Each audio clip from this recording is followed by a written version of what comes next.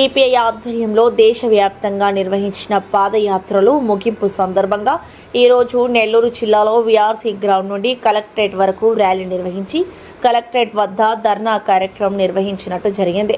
ఈ కార్యక్రమానికి ముఖ్య అతిథులుగా సిపిఐ రాష్ట్ర కార్యదర్శి వర్గ సభ్యులు కామ్రేడ్ జంగాల అజయ్ కుమార్, సిపిఐ జిల్లా కార్యదర్శి కామ్రేడ్ అరిగల సాయి, సిపిఐ రాష్ట్ర సమితి సభ్యులు దామ అంకయ్య, వినోదమ్మ మరియు జిల్లా కార్యవర్గ సభ్యులు, జిల్లా సమితి సభ్యులు, ప్రజా సంఘాల నాయకులు, ప్రజలు భారీ ఎత్తున పాల్గొని ప్రజా వ్యతిరేక విధానాలను ఎండగట్టడమే కాకుండా ఈవీఎంలు వద్దు, బ్యాలెట్ ముద్దు, ఈవీఎంలకు వ్యతిరేకంగా బ్యాలెట్ పేపర్ పద్ధతిని పునరుద్ధరించాలని డిమాండ్ చేస్తూ చేతిలో ప్లకార్డు పట్టుకుని ర్యాలీలో పాల్గొన్నారు.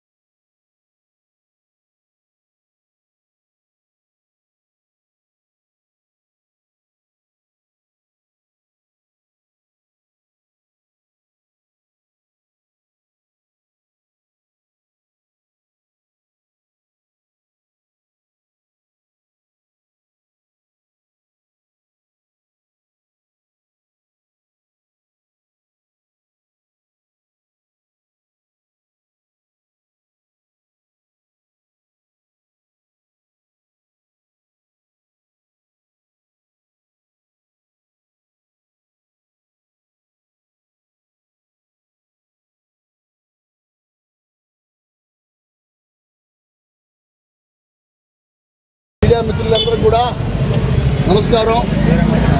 నా పేరు అరిగల సాయి, నేను సిపిఐ జిల్లా కార్యదర్శిని. భారత కమ్యూనిస్ట్ పార్టీ జాతీయ పార్టీ ఇచ్చిన పిలుపు మేరకు ఈ నెల 6 నుంచి 15 వరకు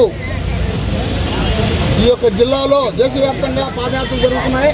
దాంట్లో భాగంగానే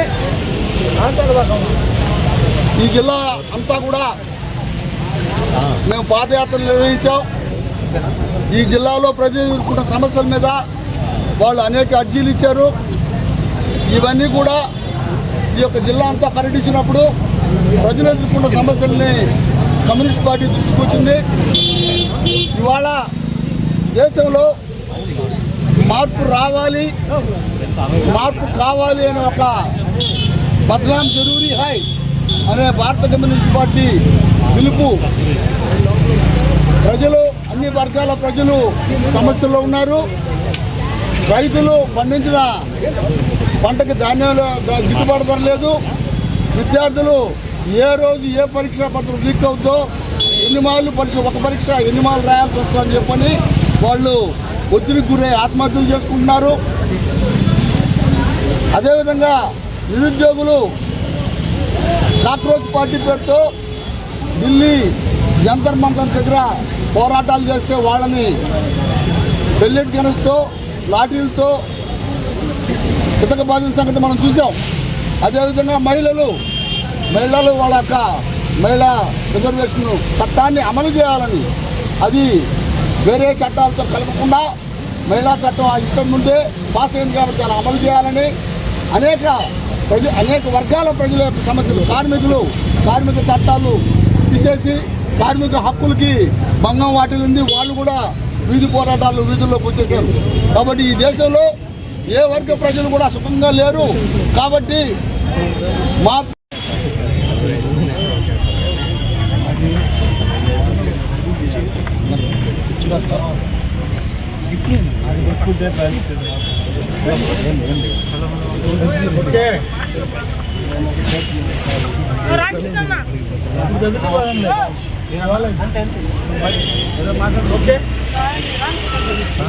మీడియా మిత్రులందరికీ నమస్కారం. నా పేరు జంగాల అజయ్ కుమార్, సిపిఐ రాష్ట్ర కార్యదర్శి వర్గ సభ్యుని. బద్లావ్ జరూరీ హై, మార్పు కావాలి, మార్పు అవసరం.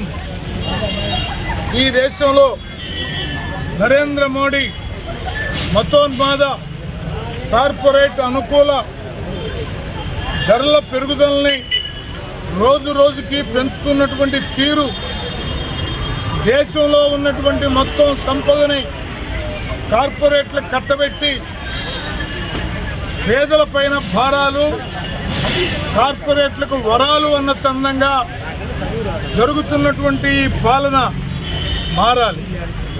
నరేంద్ర మోడీ నాయకత్వంలోని ఎన్డీఏ ప్రభుత్వం పోవాలి. లౌకిక ప్రజాస్వామ్య వ్యవస్థను కాపాడేటటువంటి ఫ్రంట్ అధికారంలో రావాలి. ఇంకా నరేంద్ర మోడీ కనుక ఈ పాలనను కొనసాగిస్తూ ఉంటే ఇప్పటికి భారతదేశంలో ఉన్నటువంటి, భారతదేశానికి ప్రధానులుగా చేసినటువంటి వాళ్ళు ఎవ్వరూ కూడా చెయ్యనన్ని ఎక్కువ అప్పుల్ని నరేంద్ర మోడీ చేయటం అనేది మనం స్పష్టంగా చూస్తూ ఉన్నాం.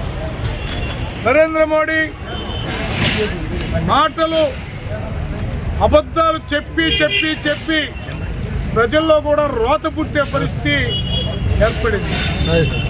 అలాగే ఇప్పటికీ పెట్రోల్, డీజిల్, వంట గ్యాస్ ధరలు ఎన్నిసార్లు పెంచాడో పెంచిన నరేంద్ర మోడీకి గుర్తులేదు.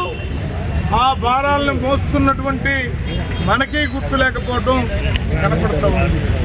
కానీ సామాన్యుడి బ్రతుకు రోజు రోజుకి దుర్భరమై, కొందామంటే కొరువైపోయి, తిందామంటే తిండి లేని దుస్థితిలో ఇవాళ భారత పౌరుడు, సగటు మనిషి ఆకలితో అలమటిస్తూ చనిపోతూ ఉన్నారు.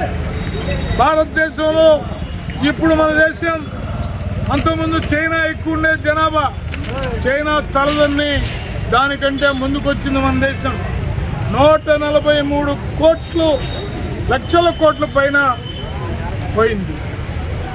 దీంట్లో ఎక్కువ మంది యువతరం ఉద్యోగాలు లేక, కుటుంబాలను పోషించుకోలేక నిరుద్యోగ రక్కసి కౌగిలిలో చనిపోతూ ఉన్నారు. ఈ చనిపోతున్నటువంటి నిరుద్యోగులకి ఏమైనా హామీ ఇచ్చి ఉద్యోగ సౌకర్యాలు కల్పిస్తూనే ఉన్నారంటే ఏమాత్రం లేనటువంటి పరిస్థితి కనపడుతూ ఉంది. అందుకనే దేశవ్యాప్తంగా యువతరంలో చైతన్యం వచ్చింది. నరేంద్ర మోడీ హటావో దేశ్కి బచావో అనేటటువంటి నినాదం రోజు రోజుకి బలపడుతూ ఉంది, ముఖ్యంగా యువతరం. అలాగే మహిళలకి రక్షణ లేదు. ఎక్కడెక్కడ ఏ రోజు పేపర్ చూసినా, టీవీ చూసినా ఎక్కడో ఒక చోట అబల బలైపోతూ ఉంది, మానభంగాలు పాలైపోతూ ఉంది, రక్షణ లేని వ్యవస్థ నెలకొంటూ ఉంది. వీటితో పాటు భారతదేశం కులాలకి, మతాలకి అతీతమైనటువంటి లౌకిక వ్యవస్థ, ప్రపంచంలో అతిపెద్ద లౌకిక ప్రజాస్వామ్య దేశంగా భాసిల్లుతున్నటువంటి మన దేశంలో మత మారణకాండలు సృష్టించి ఎన్నో రకాలైనటువంటి చేస్తూ ఉన్నారు. న్యాయం మాట్లాడితే దేశద్రోహి అంటూ ఉన్నారు, ధర్మం చెప్తే దేశద్రోహి అంటూ ఉన్నారు, ఇంకా మాట్లాడితే దేశానికి వీళ్ళు ద్రోహులు అని చెప్తా ఉన్నారు. మేము కమ్యూనిస్ట్ పార్టీగా అడుగుతా ఉన్నాం, ఎవరు దేశద్రోహులు? ఈ దేశంలో ఉన్నటువంటి నిరుద్యోగుల్ని బలి తీసుకుంటున్నటువంటి, యువ రక్తాన్ని తాగుతున్నటువంటి బీజేపీ వాళ్ళ దేశద్రోహులు కాదా? అలాగే దేశానికి అన్నం పెట్టినటువంటి రైతన్న ప్రతి సంవత్సరం కొన్ని వేల లక్షల మంది చనిపోతూ ఉంటే, రోజుకి 31 మంది అన్నదాతలు ఉరికొయ్యకు వేలాడుతూ ఉంటే ఈ పాలన దేశభక్తియుతమైందా అని మేము ఈ సందర్భంగా ప్రశ్నిస్తూ ఉన్నాం. భారతదేశంలో ఉన్నటువంటి మొత్తం ఇండస్ట్రియల్ వాళ్ళ స్నేహితులైనటువంటి గుజరాత్ పెట్టుబడిదారులు అమ్మేస్తూ ఉన్నారు. 2 గుజరాతీలు కొనుక్కుంటూ ఉన్నారు, 2 గుజరాతీలు అమ్ముతూ ఉన్నారు. అమ్ముతున్నటువంటి గుజరాతీలు నరేంద్ర మోడీ, అమిత్ షా, కొనుక్కుంటున్నటువంటి గుజరాతీలు ముఖేష్ అంబానీ, గౌతమ్ అదానీ. అందుకనే టోటల్గా ఈ పాలనకు వ్యతిరేకంగా ఈ నెల 6వ తేదీ నుంచి 15వ తేదీ వరకు పాదయాత్రలు చేశాం.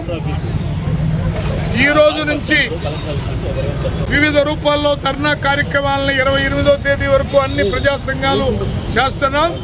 రేపు 1వ తేదీన రామ్లీలా మైదానంలో పెద్ద ఎత్తున మోడీ హటావో దేశ్ కి బచావో అనే గర్జన చేయబోతా ఉన్నాం. ఈ మొత్తం కార్యక్రమాలని జయప్రదం చేయవలసిందిగా ప్రజలకు విజ్ఞప్తి చేస్తా ఉన్నాం. ఈ వీడియో కనుక మీకు నచ్చినట్లయితే లైక్ చేసి షేర్ చేయండి. మరిన్ని లేటెస్ట్ అప్డేట్స్ కోసం మా ఛానల్ ని సబ్స్క్రైబ్ చేయండి.